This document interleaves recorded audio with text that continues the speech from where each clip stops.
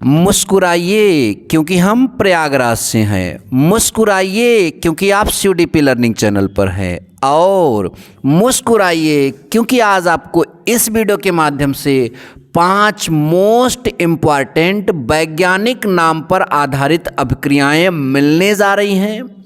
ना केवल मिलने जा रही हैं, अपितु ध्यान दीजिए कि पूरा का पूरा अभिक्रिया आपको याद भी हो जाएगा। इसके अलावा अगर आपको और वैज्ञानिक नेम के अभिक्रियाएं परेशान करती हैं तो वीडियो में कमेंट करिएगा, उस पर भी वीडियो बनाएंगे। और एक वीडियो तो पूरा सुपर डोज आएगा तकरीबन 25 वैज्ञानिक नेम के रिएक्शन पर। तो आज मोस्ट इंपॉर्टेंट जो कई बार पूछे गए, हमने कई पेपर में देखा, मैं उनको लेकर आया हूँ। यूपी बोर्ड एग्जाम 2024 के लिए क्लास 12th केमिस्ट्री में 5 ये अभिक्रियाएं इस वीडियो के माध्यम से होने जा रही हैं। पहला वुड्स अपक्रिया, दूसरा फिटिग अपक्रिया, तीसरा वुड्स फिटिग अपक्रिया, चौथा फ्रैंकलैंड अपक्रिया और पांचवा हैलोफॉर्म अपक्रिया। बच्चों, ये जो 4 अपक्रियाएं हैं ये बहुत ही सरल हैं। एक अपक्रिया को हम बहुत कायदे से, बहुत ध्यान से और ठहर कर समझाएंगे और आपको भी पूरा ध्यान से समझना होगा। बाकी सारी अपक्रियाओं में वही कॉन्सेप्ट यूज कर देंगे तो ये और ये आराम से क्लियर हो जाएगा। फिर हैलोफॉर्म अपक्रिया अलग चीज़ होती है, उसको हम समझेंगे। 4 अभिक्रियाओं के एक कॉन्सेप्ट हैं और कॉन्सेप्ट यहाँ पर मिलता है, इसकी पूरी गारंटी है। ठीक, तो चलिए पहला वाला रिएक्शन स्टार्ट करते हैं। तो सबसे पहले आप सभी के सामने यहाँ पर वुड्स अपक्रिया आ चुकी है। पूरा वुड्स अपक्रिया में आपको कितना लिखना है वो सब आपके सामने स्क्रीन पर दिख रहा है। एक एक बात को अच्छे से क्लियर कराएंगे, इसलिए ध्यान से पूरा चीज़ देखो, सुनो और समझो। क्या लिखा है? समान या विभिन्न प्रकार के हैलोएल्केनों। समान या विभिन्न प्रकार के हैलोएल्केनों। हैलोएल्केनों को हम एल्किल हैलाइड भी कहते हैं। समान मतलब एक ही प्रकार का होगा, विभिन्न का मतलब अलग अलग प्रकार का होगा। हैलोएल्केनों के कितने अणु? 2 अणु।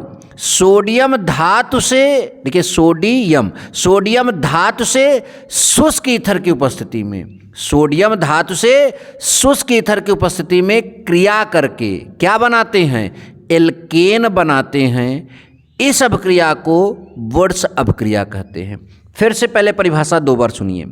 समान या विभिन्न प्रकार के हैलोएल्केनों के 2 अणु सोडियम धातु से शुष्क ईथर की उपस्थिति में क्रिया करके एल्केन बनाते हैं। इस अपक्रिया को वुड्स अपक्रिया कहते हैं। फिर से देखो बच्चों, समान या विभिन्न प्रकार के हैलोएल्केनों के 2 अणु सोडियम धातु से शुष्क ईथर की उपस्थिति में क्रिया करके एल्केन बनाते हैं।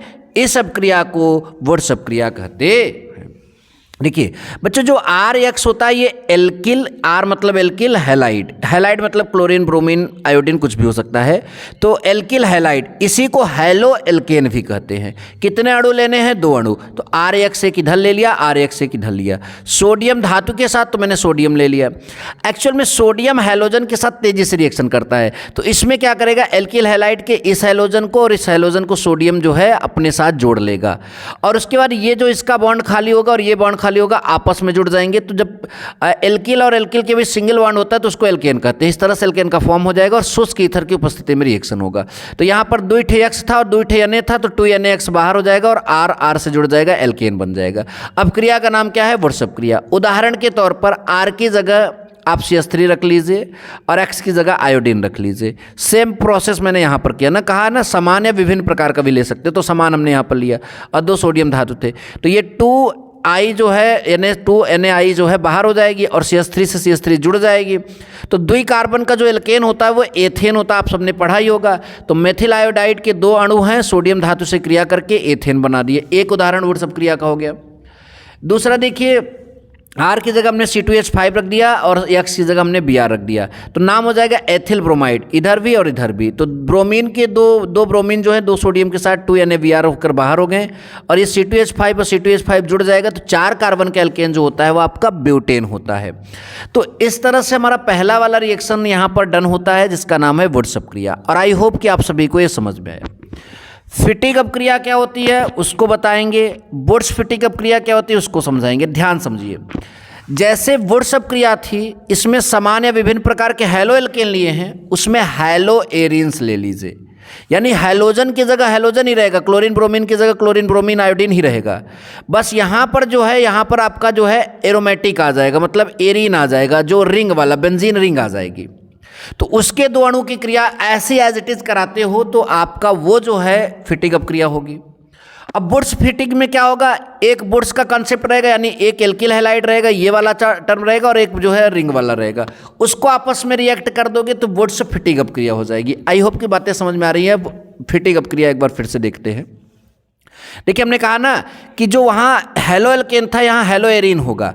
हेलो मतलब क्लोरो, और ये बेंजीन को रिंग को जो है हेलो, ये रिंग हो मतलब कि एरीन हो जाएगा, तो हेलो एरीन है। एग्जाम्पल हमने यहाँ किसका ले लिया, क्लोरोबेंजीन का। तो क्लोरोबेंजीन के कितने अणु लेने, 2 अणु, जैसे वहाँ पर लिए थे क्लोरोबेंजीन के 2 अणु। ईथर विलयन में यानी शुष्क ईथर की उपस्थिति में सोडियम से क्रिया करके डाइफेनिल यौगिक बनाते हैं, इसे फिटिंग अप क्रिया कहते हैं। तो ये देखिए जैसे वहाँ पर 2Cl जाता था Na के साथ या Br जाता था, तो यहाँ 2NaCl बाहर हो जाएगा, फिर ये बॉन्ड और ये बॉन्ड आपस में कनेक्ट हो जाएंगे, डाइफेनिल बनेगा, इसका नाम डाइफेनिल है। ये क्लोरोबेंजीन है, ये क्लोरोबेंजीन है। तो फिर से देखिए फिटिंग अप क्रिया में क्या लिखा है, क्लोरोबेंजीन के 2 अणु, क्लोरोबेंजीन के 2 अणु ईथर विलयन यानी शुष्क ईथर में सोडियम से क्रिया करके डाइफेनिल यौगिक बनाते हैं, इसे फिटिंग अप क्रिया कहते हैं। आई होप की बातें बड़ी अच्छे समझ में आ रही हैं। नेक्स्ट रिएक्शन हमारा है वुड्स फिटिंग। अब वुड्स फिटिंग में आपको क्या करना है, शुष्क ईथर रहेगा, चाहे शुरुआत चाहे जैसे करिए। शुष्क ईथर की उपस्थिति में एक क्लोरोबेंजीन ले लेते हैं और एक आपका वो वाला ले लेते हैं, ठीक, मेथिल क्लोराइड। तो एक क्लोरोबेंजीन और एक मेथिल क्लोराइड हम ले लेते हैं शुष्क ईथर की उपस्थिति में।